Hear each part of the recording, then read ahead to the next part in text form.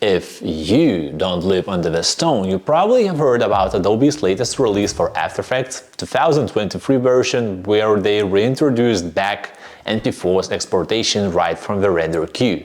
So now you don't need anything else, you can just export MP4s right from your composition. Is it a good feature? Well, based on the public reactions, it caused a lot of noise and positive anticipation, like, finally Adobe have listened for us. Which has led me to one of the four options.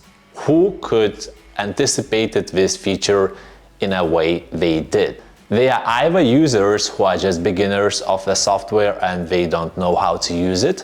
Two might be the professionals who by now were not aware why they hadn't to render videos in the render queue in the first place. Three is those who use pirated, cracked versions and they just don't make it work in both After Effects and Media Encoder. And biased companies which are just in the same shoes, right? Who anticipate that feature like it would be a lifesaver, when in reality it's actually not. So I will cover everything right after that fact. Maybe you could be the option 5 who see that there is very great need for exportation in render queue for MP4s. So let me know in the comments if you see the other way around, but after seeing this video you will probably understand that it's not the case. So hopefully, finally, even though Adobe listened for you, you don't need it.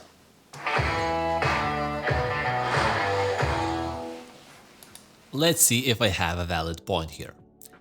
In the screen there is a design which I use for mountain bike riding, which includes some visual overlays on top, as well as the footage which has lumetri color applied, and the design's layout are also having some expressions inside the layout, so it's quite demanding for rendering and it will be very good to test this out. So let's try to render through the render queue first.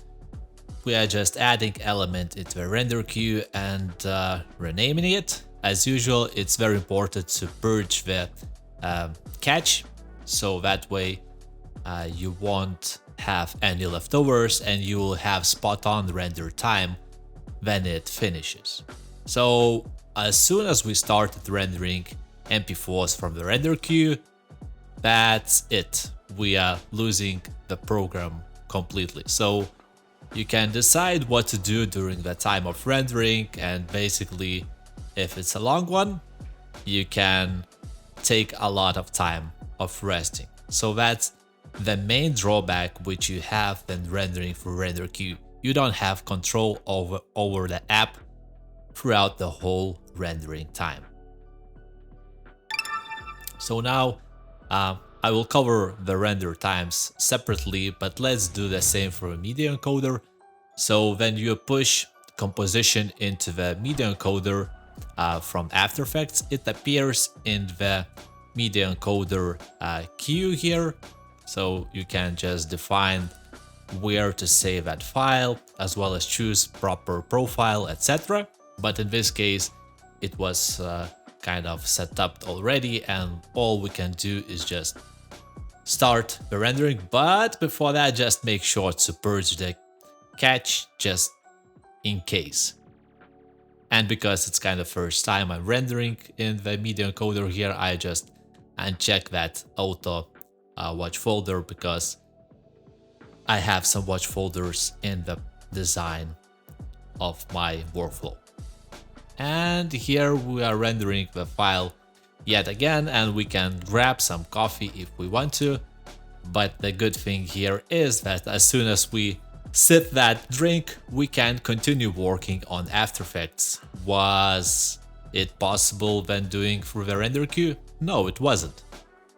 So here we can see that if we click on the done of the progress, you can also check the render speeds, and it's actually a few seconds faster, but it's minor thing and probably shouldn't be taken into account too much.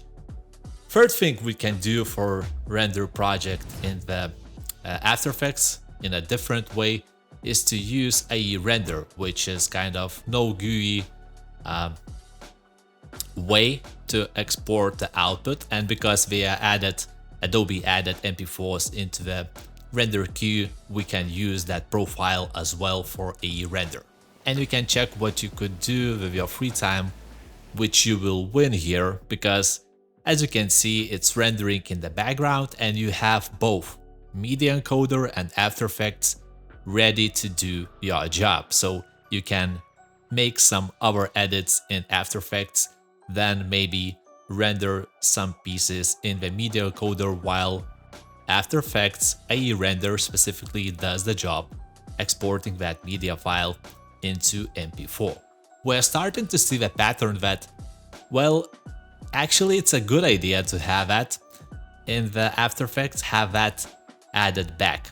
And here we can see that it took very similar amount of time as in our ways of rendering, so we don't win or lose anything except the fact that we can work further on the machine instead of waiting for something. Here we can see that the render time was very much similar in both ways we did previously.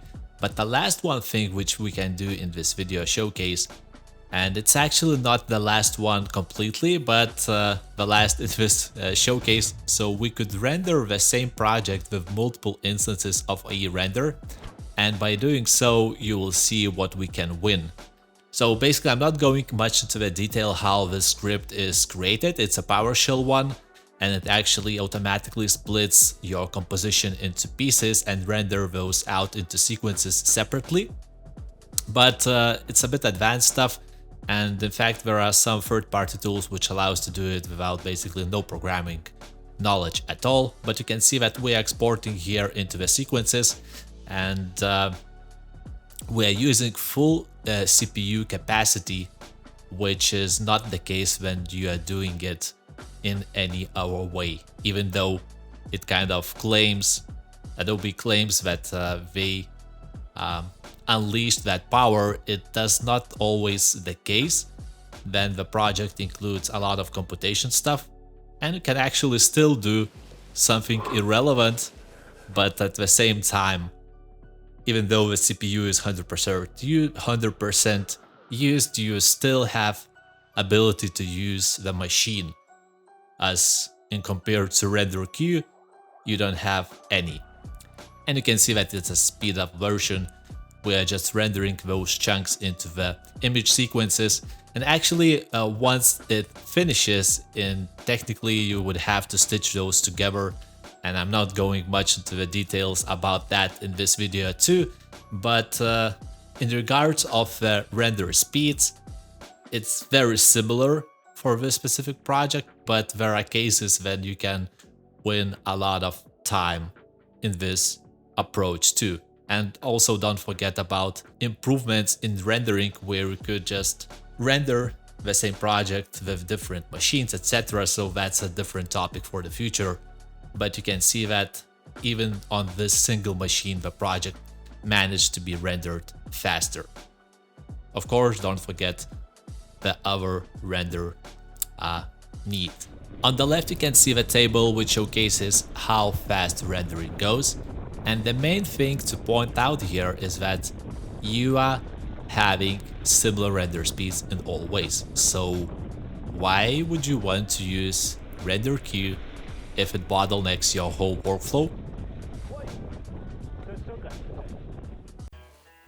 Alright, I might have been a bit harsh in the intro, but the thing here is that using render queue as primarily source to output your MP4s is just not the right way to do it. Having those additional options is always great, but if you're doing that only through render queue, well, you're just adding the bottleneck in your workflow. Should you do it?